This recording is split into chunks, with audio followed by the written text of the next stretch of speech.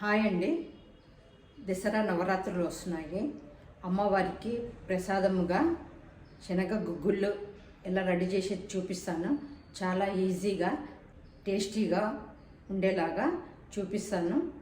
Same మన గుడిలో ప్రసాదాలు పెడతారు కదా, అలాగే ఉంటుంది. మీరు కానీ ఇలా ట్రై చేయండి.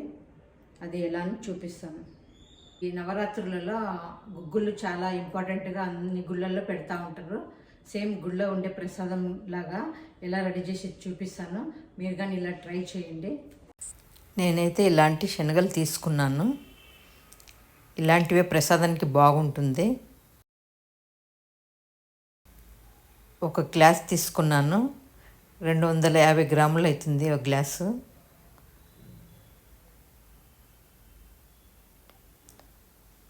ఇవి బాగా 2-3 సార్లు కడిగేసి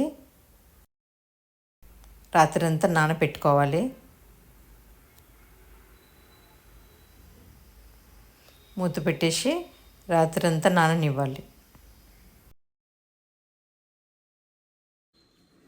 నేనైతే రాత్రి అంతా నానబెట్టుకున్న శనగలు కుక్కర్లో వేసుకుంటున్నాను.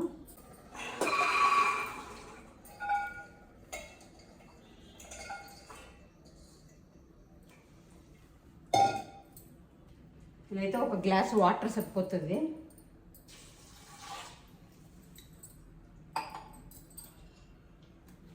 కొంచెం మనకు తగినంత ఉప్పు వేసుకోవాలి. నేనైతే కల్లు ఉప్పు వేసుకుంటున్నాను.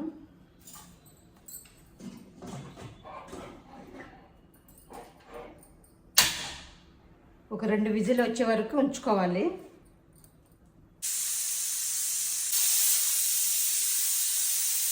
ఇలా 2 విజిల్ వచ్చేసినాయి. స్టవ్ ఆఫ్ చేద్దాము. కొంచెం అయితే ఒక 3 విజిల్ ఉంచుకోవచ్చు. మనం ఎక్కువ గుగ్గులు అయితే 2 విజిలకి ఉడికిపోతాయి. స్టవ్ ఆఫ్ చేసుకున్నాను. ఇది గాలిపోయే వరకు ఉంచుకోవాలి. అదంతా స్టీమ్ పోయే వరకు. ఇంత లోపల నేను తీసుకునేదంటే పచ్చి కొబ్బరి, 1 నిమ్మకాయ, కొంచెం కరివేపాకు, 2 పచ్చిమిర్చి, అంటే మనకు తగినంత కారం ఎంత కావాలంటే అంత వేసుకోవచ్చు. 1 ఉల్లిపాయ మీడియంది, కొంచెం కొత్తిమీర. ఇది కొబ్బరి నేను మిక్సీకి వేసుకుంటాను. కొబ్బరి, పచ్చిమిరపకాయలు మిక్సీకి వేసుకుంటాను. పచ్చిమిర్చి, కొబ్బరి మిక్సీకి వేసుకుంటున్నాను. మామూలుగా కచ్చా పచ్చగా వచ్చేటట్లుగా పచ్చిమిర్చి సన్నగా కట్ చేసి వేసుకోవచ్చు. కొబ్బరి కానీ తురుముకోవచ్చు. నేనైతే మిక్సీకి వేసుకుంటున్నాను. కొబ్బరి ఎంత వేసుకుంటే అంత టేస్ట్ వస్తుంది. నేనైతే ఇంత కొబ్బరి వేసేసుకున్నాను. ఒక గిన్నె కొబ్బరి వేసుకున్నాను. మిక్సీకి వేసుకుందాము. ఉల్లిపాయ కట్ చేసుకోవాలి సన్నగా. ఉల్లిపాయ, కొత్తిమీర సన్నగా కట్ చేసి పెట్టుకోవాలి.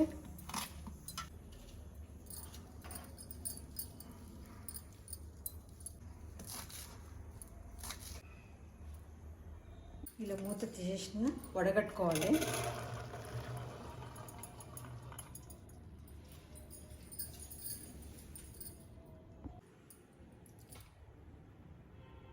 చూడు, ఇలా వస్తే సరిపోతుంది. ఇలా ఉడికితే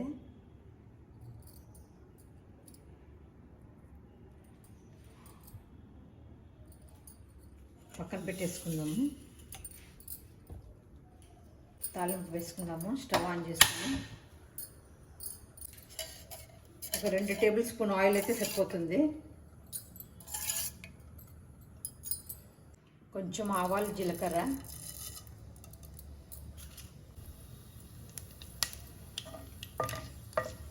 పెట్టిన ఉల్లిపాయలు,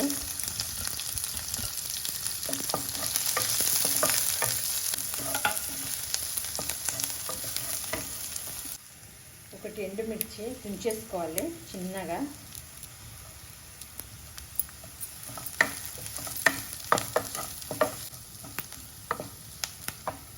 కరివేపాకు,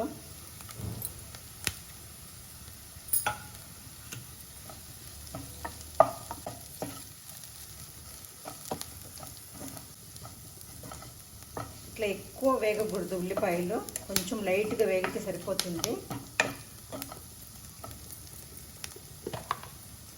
ఒక చిటికెడంత పసుపు కొంచెం లైట్గా, అంతే, జస్ట్ కొంచెం వేసుకోవాలి.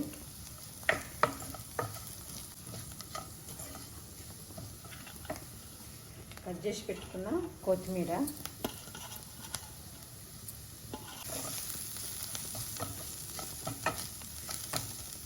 జస్ట్ అట్లా వేగిన తర్వాత కొత్తిమీర వేసేసుకోవాలి గుగ్గుల్లో.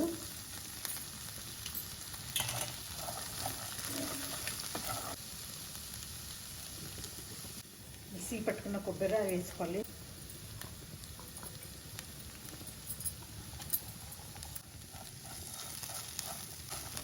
మనకి పచ్చి కొబ్బరితోనే ప్రసాదం బాగా టేస్ట్ వస్తుంది గుగ్గుల్లో.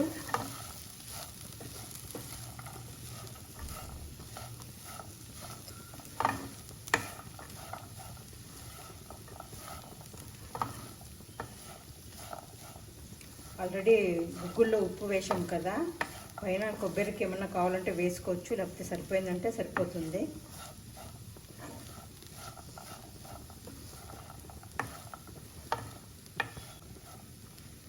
కొంచెం జస్ట్ ఒక నిమిషం ఇట్లా వేయించుకుంటే సరిపోతుంది. కొబ్బరి అంతా కొంచెం లైట్గా వేగితే సరిపోతుంది, ఎక్కువ అవసరం లేదు.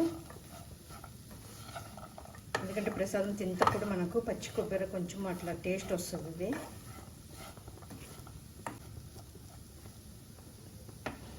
జస్ట్ ఇలా అయిపోయింది.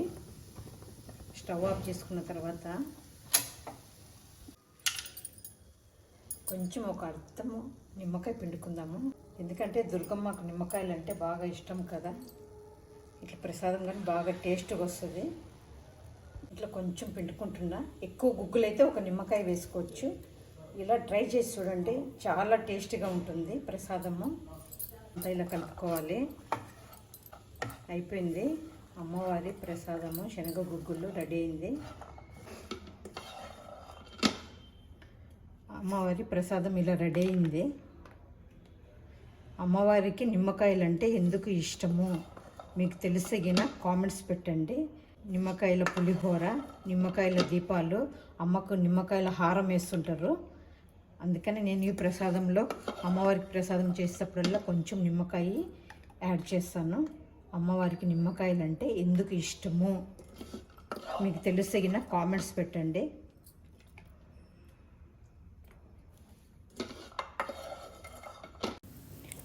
అమ్మకు నిమ్మకాయలంటే ఎందుకు ఇష్టము నెక్స్ట్ వీడియోలో నేను చెప్తాను. మీకు తెలిసిగిన కామెంట్స్ పెట్టండి. ఇలా శనగ గుగ్గులు చాలా ఈజీగా నిమ్మకాయ వేసుకొని ఈ దసరా నవరాత్రులకు అమ్మవారికి ప్రసాదముగా పెట్టండి. అమ్మవారి ప్రసాదం ఇలా వచ్చింది.